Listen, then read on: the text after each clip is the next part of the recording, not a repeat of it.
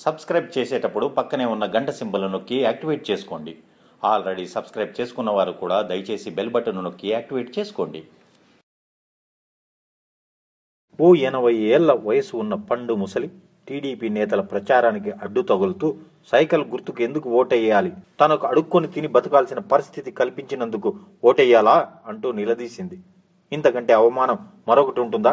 ప్రభుత్వంపై ప్రజలు ఏ స్థాయిలో అసంతృప్తితో ఉన్నారని చెప్పడానికి దీనికన్నా మించిన సంఘటన మరొకటి ఉంటుందా? చంద్రబాబు నాయుడు అధికారంలోకి రాగానే ఎన్నికల్లో హామీ ఇచ్చిన ప్రకారం వృద్ధులకు పింఛను 1000 రూపాయలకు పెంచారు. 1000 రూపాయలు అందుకుంటున్న వారు సంతోషించవచ్చు, కానీ గతంలో వృద్ధులందరూ తక్కువగానైనా పింఛన్లు అందుకున్నారు. ఇప్పుడు వారిలో చాలా మందికి అందటం లేదు, చాలా మంది అర్హులకు కూడా అందటం లేదు. దాంతోనే ఈ 80 ఏళ్ల పండు ముసలికి ఒళ్ళు మండి నేతల్ని నడివీధిలో నిలదీసింది. భూమా రాజకీయ వారసుడిగా బరిలోకి దిగిన భూమా బ్రహ్మానంద రెడ్డికి తల ఎక్కడ పెట్టుకోవాలో తెలియని పరిస్థితిలో ఆ మామ మాట్లాడుతున్నంతసేపు ఏం చేయాలో తెలియక నెత్తిపై చేతులు పెట్టుకోవడం వీడియో కనిపించింది. అధికార పార్టీ టీడీపీ మంది మార్బలంతో ప్రచారానికి వెళ్లిన భూమా బ్రహ్మానంద రెడ్డికి ఎదురైన పరిస్థితి అన్నం ఉడికిందో లేదో తెలియటానికి అన్నం అంతా పట్టుకుని చూడాల్సిన పని లేదు. ఓ మెతుకును పట్టుకుని చూస్తే సరిపోతుంది.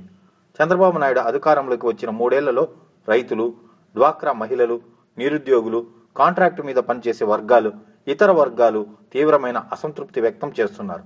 దీనికి ప్రధానమైన కారణం గత ఎన్నికల్లో అధికారంలో రావటానికి ఇబ్బడి ముబ్బడిగా చేసిన అనేక వాగ్దానాలు అమలు చేయడంలో పూర్తిగా విఫలం కావటమే కారణం. దాంతో ఎన్నో ఆశలు పెట్టుకున్న వర్గాలు ఇప్పుడు చంద్రబాబు నాయుడు ప్రభుత్వం తీరుపై మండిపడుతున్నారు. ఆ ముసలి పింఛను కోసం దరఖాస్తు చేసుకున్న విషయాన్ని కూడా అక్కడే తేల్చి చెప్పారు. కానీ గతంలో పింఛన్లు తీసుకున్న వారిలో సగానికి సగం మందికి పింఛన్లు అందటం లేదనేది కూడా కాదనలేని సత్యం. ఈ నేపథ్యంలో చోటు చేసుకున్న సంఘటన టీడీపీ పాలనా తీరుకు నిదర్శనంగా ఉంది. ఈ ఎన్నికల్లో గెలుపు ఓటములు ఎలా ఉన్నా నైతికంగా బాబు సర్కార్ ఓడిందనుకుంటున్నారు. ఈ వీడియో మీకు నచ్చినట్లయితే లైక్ చేయండి, మీ అభిప్రాయాన్ని కామెంట్ చేయండి, మీ వారందరితో షేర్ చేసుకోండి. మరిన్ని ఇంట్రెస్టింగ్ అప్డేట్స్ కోసం మా ఛానల్ని సబ్స్క్రైబ్ చేసుకోవడం మాత్రం మర్చిపోకండి.